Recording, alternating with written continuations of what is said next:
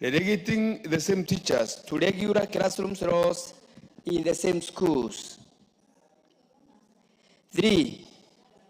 Can the Commission state the reason why teachers from Central Imenti constituency were overlooked, whereas junior teachers from other counties were promoted and deposited to schools there in Central Imenti?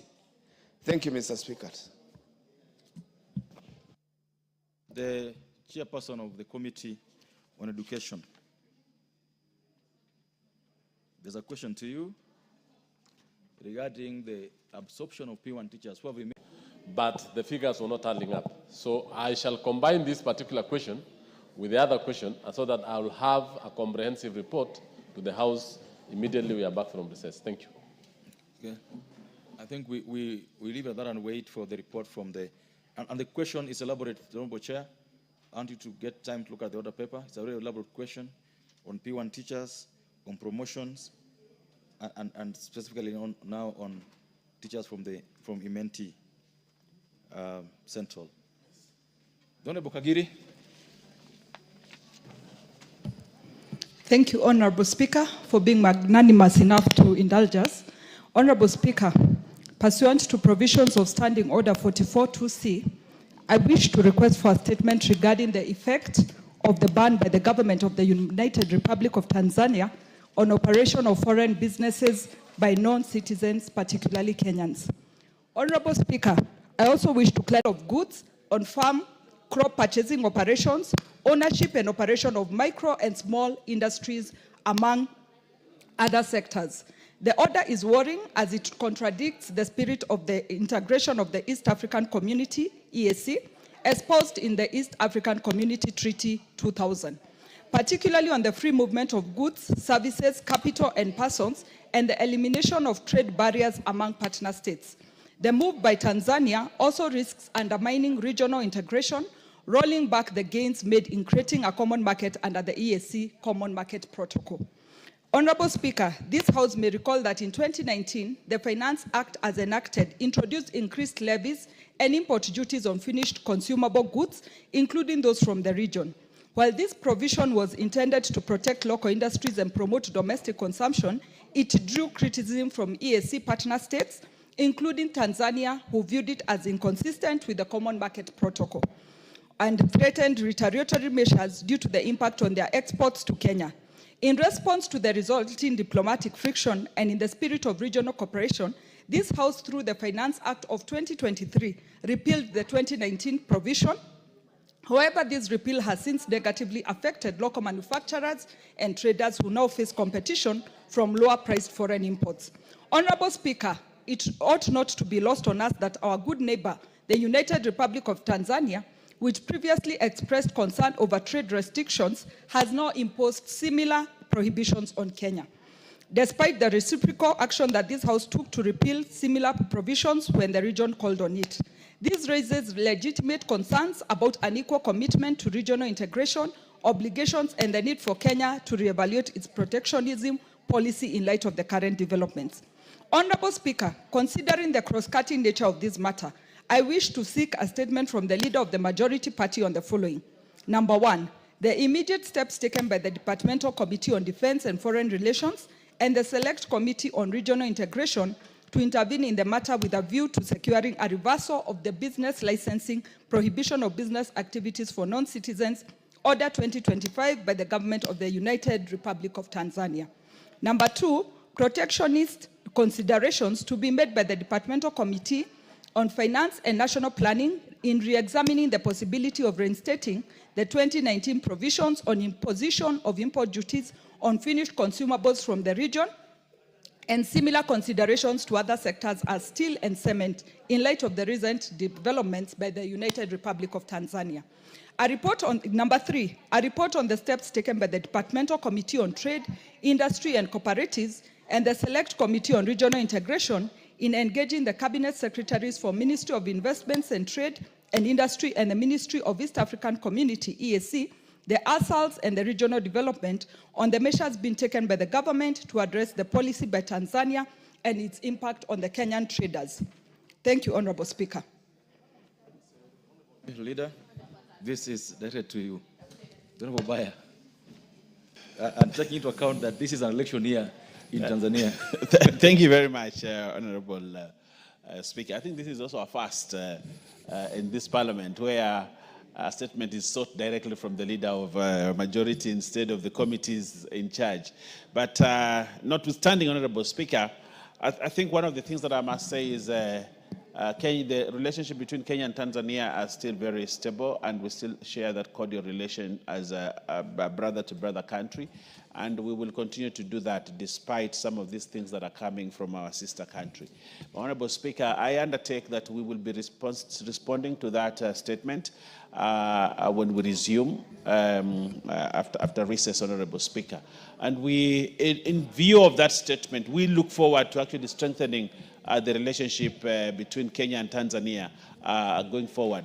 And we also wish the Tanzanians well as they move into, to go to the general elections that they have, and wish that that government still remains stable, still remains more accommodative, because we are children of Jumuiya, the East African community, and we want to stick there, and we want Tanzania to be there, and we want every East African community member to continue to be there with those protocols that we have established over the many years. I thank you, Honorable Speaker. Thank you, Honorable Baya. This is a very elaborate question, Honorable Baya. Yes. It's a very elaborate question. Yes. If you listen to Honorable Kagiri, yes, it cuts across 4 Republican committees, 4. Yes, yes, yes. So we hope that even the response, yes, will be as comprehensive as and deliberate. No, we will engage all the ministers involved. We'll engage all the ministers, and especially the minister in charge of East African Affairs. We will and Foreign Affairs, and all those, we will put them together, and Minister of Trade also, and Investment, so that we have an elaborate question. Probably from that, this question, we may move to policy and ask our East African Legislative Assembly actually to look at all these matters and push a policy so that we don't have this kind of matter going forward. I thank you. Thank you. Honourable members, I'm told that the chairperson for the Committee on Education has flown back from Homa Bay and is now in the House. Because we were told that the chairman of the Committee on Education was in Homa Bay, and I'm told he's now here. And I would allow him to respond to the questions by the Honourable Mumina Bonaya. I've just seen the Honourable Murada walk into the House, and the Honourable Anthony Olwach. But before he does so, all members, order. Join me in welcoming students from Njenga Karume Primary School, Kiambaa constituency, Kiambu County. They are sitting in the public gallery, and they are welcomed to the National Assembly this morning and with the Houses of Parliament. So the Honorable Meli, the floor is yours. Be as brief as possible for this indulgence we're giving to you. Yes, Mr. Speaker, I rise to give us a statement as requested by honorable members. But first and foremost... Order. The Honorable Yamai, what is out of order?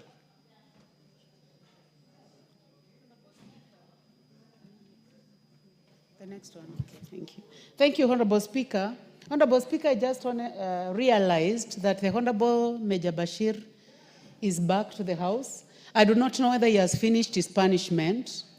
Remember, he was asked to withdraw something that he had said in the House, and he refused to withdraw. I do not know whether the punishment that he was given by the Speaker, whether he has finished, because I think it was a very long punishment.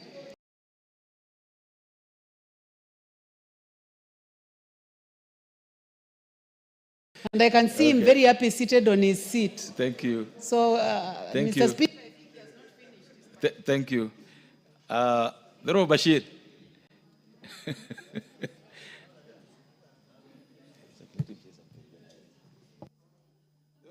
How long was your punishment? Honorable Speaker, my punishment was actually for that particular session. The Speaker actually said that you will be out of the Parliament for the remainder of the session. So that was that particular session. Not for the whole session of Parliament, but for that particular day. Thank you. I confirm that Honorable Bashir has finished his term of imprisonment and is rightfully in the House this morning. Honorable Meli, go ahead. Thank you, Honorable Speaker. Honorable Speaker, I rise to give several statements And as per your direction, Honorable Speaker, I hope the members are present. But Member for Isiolo, I will start with yours because I have several statements, requests for statements from Member for Isiolo. I also have a request for statement from the member for Ann Murathe Mugo from Kiambu. I also have a request for statement from Anthony Olwoch and Tindi Mwale. Honorable Speaker, as a Committee of Education and as a ranking member, we had agreed, and I know I can't go against your direction, that in the spirit of running the committee as one, and in the, we always discuss these issues with the concerned State Department, and the members who are within the discussion would be able to present on the plenary. Order. So, Honorable Speaker, Order. yes, thank you. The Honorable Meli. Yes. Yesterday, and I will say, with all respect, I want to say this from the chair. That when the Speaker made a ruling yesterday, I took it upon myself. I personally called you and told you of the Speaker's ruling yesterday as your friend. I did that yesterday. Now, there is nowhere, and I've said that this morning, where we'll allow chairpersons to start having their own kangaroo agreements with their members to shirk their responsibilities. And so that agreement that you've had with them is thereby quashed, and it should never be heard about in the floor of the House. Honorable Speaker, the Honorable Member for Isiolo, Honorable Mumina Bonaya, had requested a statement, and the report is as follows. All the 18 schools have been approved to be junior schools. In fact, 12 of the 18 schools have already received capitation. The registration of names and provision of bank details, the table below provides details regarding each of the schools.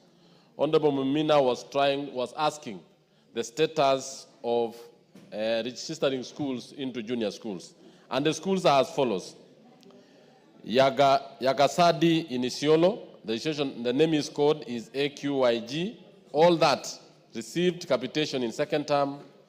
Abagase also received capitation. All the way to number 6, Mercy School, they received capitation in second term.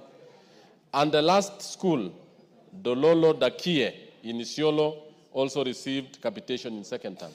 So all the schools that requested by Honorable Member for Isiolo have actually been registered as junior schools and had received capitation, and they have been indicated. I wish also, we wish also to indicate that the construction of grade 9 classrooms, the county has equitably done in the context of available resources, driven by the need to promote access, especially in the marginalized areas. In Isiolo County, for example, 82 classrooms have been constructed and completed. Thank you, Honorable Speaker. Yes. That is for the member for Isiolo. And then I have also for Honorable Abdul Haro, who is our member of the Education Committee. Yes. Kiambu County. Member for Kiambu County. Thank you. Mumina, allow him to finish this, then we can take all of them together. Yes. There is a statement. Yes, let me respond to the one for Kiambu County. Yes. A request for a statement regarding challenges facing the Kiambu National Polytechnic sought by the Honorable Ann Murathe Mugo, MP. Honorable Speaker, the State Department responded as follows. A report on the steps being taken to recruit at least 400 additional trainers for the Polytechnic ahead of the September 2025 intake.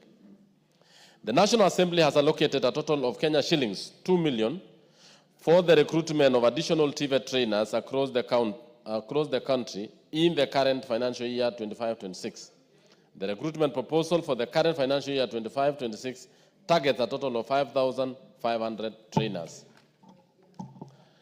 Currently, the institution has 166 trainers employed by the Public Service Commission and 138 by the Board of Governors. The institution will benefit from the additional allocation of trainers in proportion with the institutions across the country. This will be done once the projected recruitment has been undertaken.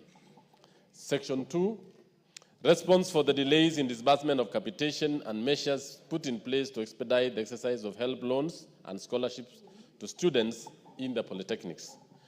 Honorable Speaker, the main reason for the occasional delays in disbursement of capitation to TVETs is occasioned by the delay in the release of exchequer by the Treasury. For instance, exchequer requisition for capitation for financial 24-25 were made as and released as follows. So this is actually what the State Department is saying, that capitations, exchequer releases are the main issues. One, capitation, they released amount 1,102,194. The date of requisition was 6/9/2024, but they got the money on 16th of November. No, 16th of September 2024. The remaining capitation of 3 billion, they made the requisition on 23rd December 2024, but they got the money on February 2025. So the delays is not actually the issue of State Department. It is the issue of the release of the exchequer by the National Treasury. So the State Department states that we continue to engage with the National Treasury to ensure the provision of adequate budget and the timely provision of funding to TVET institutions. We also wish to inform the August House that capitation scholarships and loans for TVET trainers have been underfunded for the extent of 19 billion in the financial year 24-25, comprising deficits of 12.5 billion for the scholarships and 2.96 billion for capitation and 3.84 for loans. I think this is an issue which the committee has brought to this House severally, Honorable Speaker, and it's an issue that is, and the State Department has done a lot in mobilizing students. I want to inform the House. Now they are targeting about 2 million students. To have 2 million students in our TVET institutions will actually get many of our young men and women out of the streets and out of the local centers.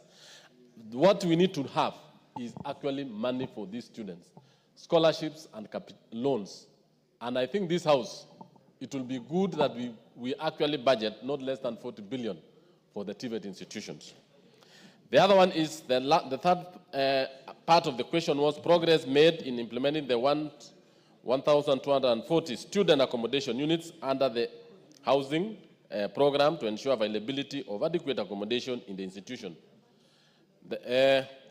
Honorable Speaker, I wish to state, or the State Department wish to state as follows, that they are working closely with the State Department for Housing and Urban Development on implementation of 1,240 trainees accommodation units under the Affordable Housing Program.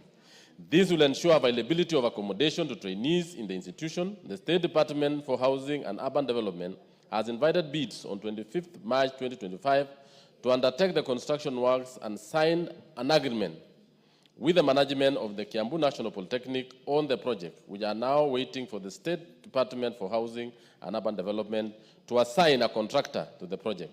We are following up with the State Department to expedite. The fourth part of the question was, what is the Ministry of the plans by the Ministry of Education to fund and equip the specialized technical departments in the institutions?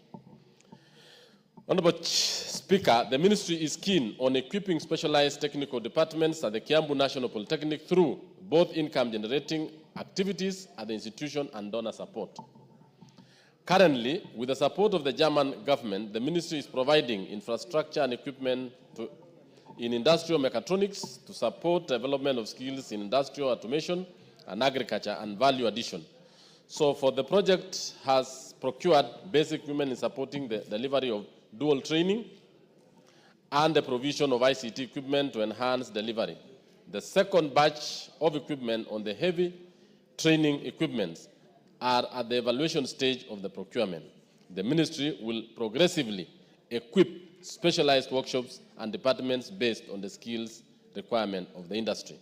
So that is the funding part and how we are doing to have specialized aspects. And I think they have the ENA, or what they are calling the money they are generating internally, and the donor support, what we call the GTZ, which is doing a lot more in 5 national polytechnics. So those are the questions. Thank you, Honorable Speaker.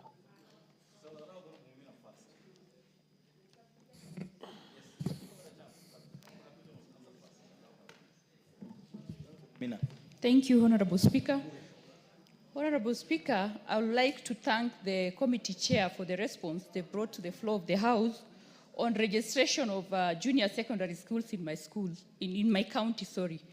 But Honorable Speaker, the reason why it took my intervention to have this school registered it has everything to do with how the ministry is misusing NEMIS to deny funding to the schools and delay registrations of our schools.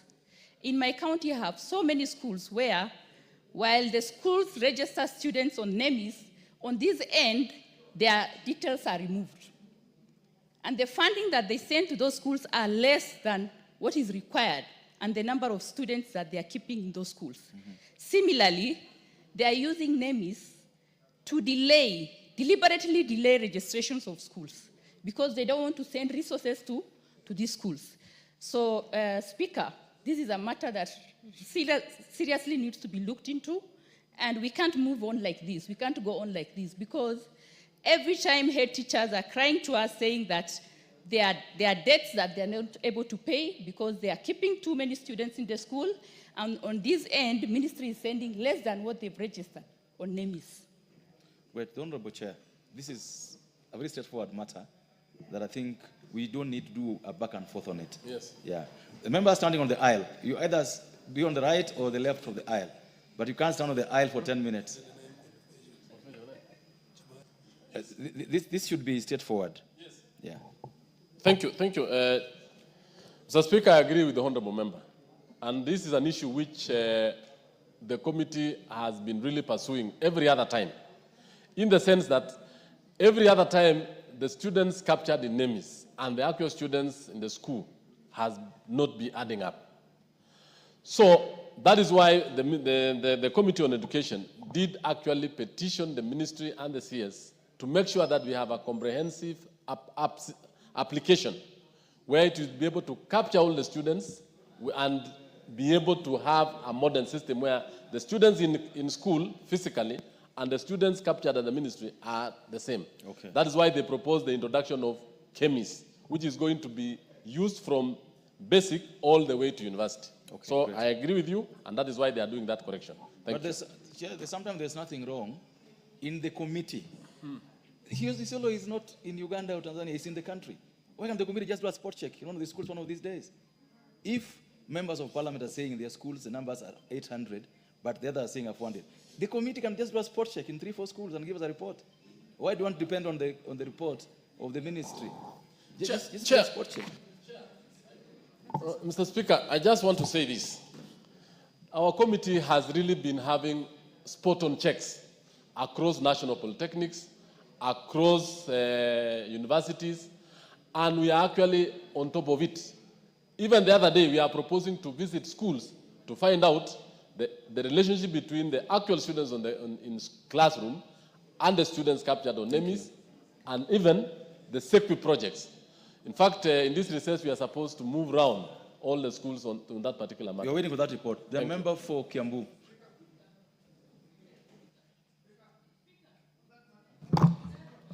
Honorable Speaker, I just needed a clarification. Okay. Let's hear her first. You'll come. Let's hear Honorable Murada first. I just wanted a point of clarification from the chairman over the employment of the 400 teachers in the TVET, where he said they had, he indicated that they had a budget of about 2 million. And I'm wondering whether it is 2 million or 2 billion for the 400 teachers in the TVET. Member for Nandi. Allow her, because she also wants to clarification. Allow her first. Thank you, Honorable Chair. I think Comrade has handled my concern because I wanted it to be straight on record because the chair read 2 million and the number was way over the budget that can be accommodated by 2 million. Correct. Thank you, Honorable Chair. Correct. The member for Isiolo. Just hold your horses. Thank you. Thank you, Speaker. Speaker, the issue here is, while the teachers register the students on NEMIS, they are being removed from this other side. The issue is not even they are not registered They are being captured on NEMIS, but they are being removed. Who is this doing that job? Okay. Understood. Honorable Dawood, I would like, Honorable Chair, take down all these concerns, whether you can handle them once. Chair, thank you, Mr. Speaker. I want the chair to, he has told us they're going to look at the NEMIS, but how long will this take? NEMIS has been there for ages, and if we are still being told NEMIS will sort it out, when will it do? We have to have a timeline, Mr. Speaker, because we are told more than, I don't know, billions are lost in this capitation, even school infrastructure, billions are lost. So are we going to wait until when? Thank you. So there should be a time frame, Chairman. Thank you very much, Chair. Honorable Speaker, I would like to say that this matter of students not being invisible in NEMIS is a very serious matter. And I think this House is being let down by the directors of education in our sub-counties. And students are losing money every financial year. We budget for it, but it does not reach those students. Normally, the president says, if it can be done, let it be done immediately. So the question is, government is the one that does registration. Government is the one that gives birth certificates to these students. But the government is the one that has employed the directors of education, and this House gives them money, and this money does not reach pupils and students in our schools. So why is it that it cannot be done? So I would like to ask, just like my colleague from Isiolo is saying, can the chair give us timelines on when all the students in our primary and secondary schools will be captured in NEMIS? Thank you, Chair, for the opportunity. To be.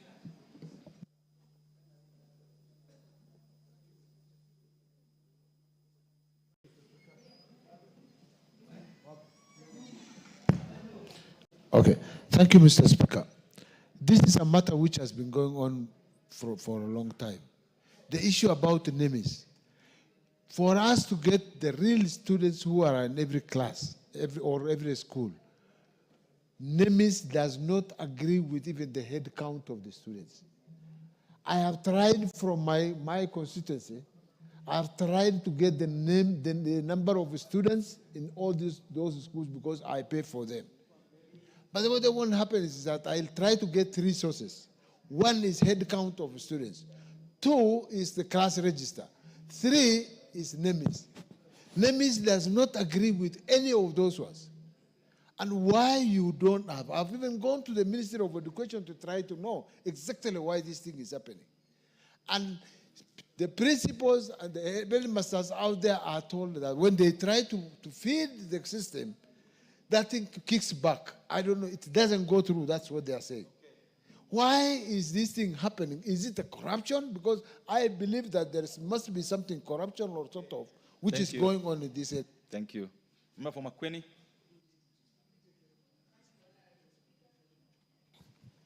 Thank you, Honorable Speaker, for giving me this opportunity. Actually, the issue that is being discussed on this floor is a very thorny issue. In my constituency, we have many schools, almost all schools have students who appear in the register, they appear in everything else in the school, but never in the NEMIS. Teachers have followed this process because I've demanded, you cannot come to complain to me when you can go to the ministry and have your records done. I don't know what's wrong with the sub-county leaders, because every year in, year out, this data is not being captured. There is always this flimsy excuse that some students do not have a birth certificate. The birth certificate does not match with the ID of the mother. I mean, as a government, how can we not sort such petty issues? Thank you. And why have we employed people? Thank you. Then, Honorable Speaker, we need to have a balance sheet. If the money does not go to the school, where does it go? All these years. Can we have the Education Committee give us a clear balance sheet? If last year it did not go to the school, where is the money? Because money cannot disappear in a system. Thank you. Because this is very, very wanting. Thank you, Honorable Speaker. Honorable Kiara.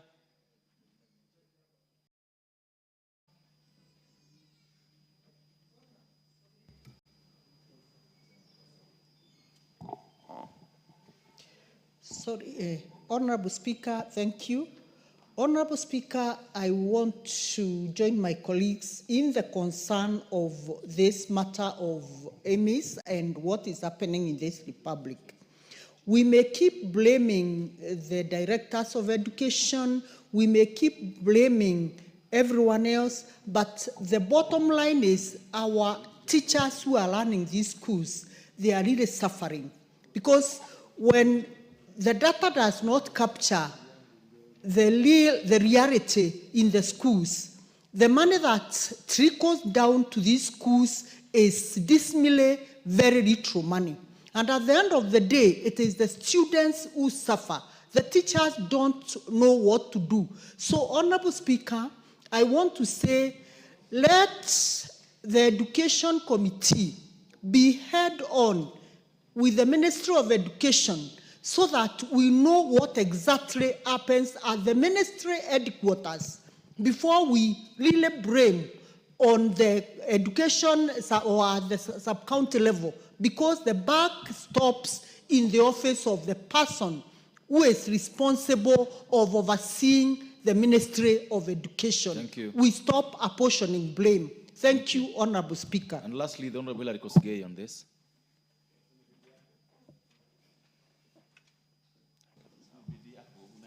Thank you, Mr. Speaker. If every member had an opportunity to contribute, the story will be the same across the country. And Mr. Speaker, technology is meant to help and to solve complex issues. Which is this technology that derails that function, Mr. Speaker? I think, Mr. Speaker, it is fair that you give a direction that within a specific period of a month, for example, the Ministry of Education goes out to clean and to capture every student in the Republic of Kenya and come with a confirmation to this House that every student schooling in the Republic of Kenya is now captured in NEMIS, so that we close this matter once and for all. The Honorable Ngruz.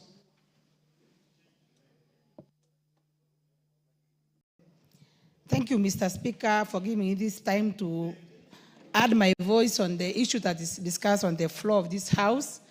Mr. Speaker, the issue that is coming up here is a very important issue that's really affecting the learners in our schools.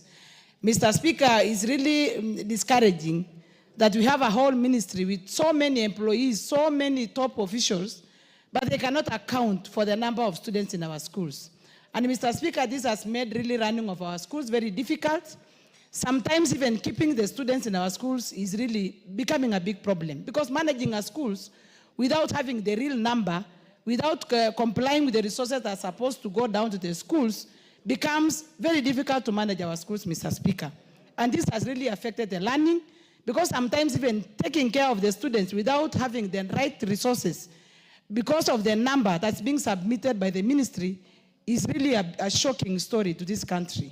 So, Mr. Speaker, we want to task the Ministry of Education that the number of the students should always tally with the number that is in the NEMIS, because that will reflect on how much resources will go down to the schools. Another problem, Mr. Speaker, is that if the system is really not working and it's not adding up, why don't we have a parallel manual program that the ministry can capture the number of students per school, such that at a certain point they can be able to compare the number in the NEMIS and also have a manual register which can capture all the students in a school. Because you can imagine, you can have 1,000 students in a school, but in the NEMIS you can have less than 300. So who will account for the number that's missing? So, Mr. Speaker, something needs to be done. Thank you. And the Ministry of Education should be up to the task. The Chair of Education Committee. Thank you, Honorable Speaker. Honorable Speaker, I agree with the sentiments of the members, and I want to give a brief, just short story, and I want to say my former chair education, before the introduction of NEMIS, they were using, Honorable Sabina Chege is here, before the introduction of NEMIS, they were using leaflets and papers from schools to ascertain the number of students in those schools. After our visit to the US, and we saw the US charter schools, that is when NEMIS was introduced. And we realized that there was a complete mismatch between the list brought by the principal to the Ministry of Education and the actual students on the ground, because they were just adding it up. But now with the introduction of NEMIS, other issues have arisen. And I want to tell the House that about in June this month, the new principal secretary launched chemis. And they brought in chemis because of the inability of NEMIS to capture all the student data. So I want to say this, Honorable Speaker, that what I've read here and what the committee has tasked the ministry to do is to ensure that chemis is functional and running before the end of September. And then two,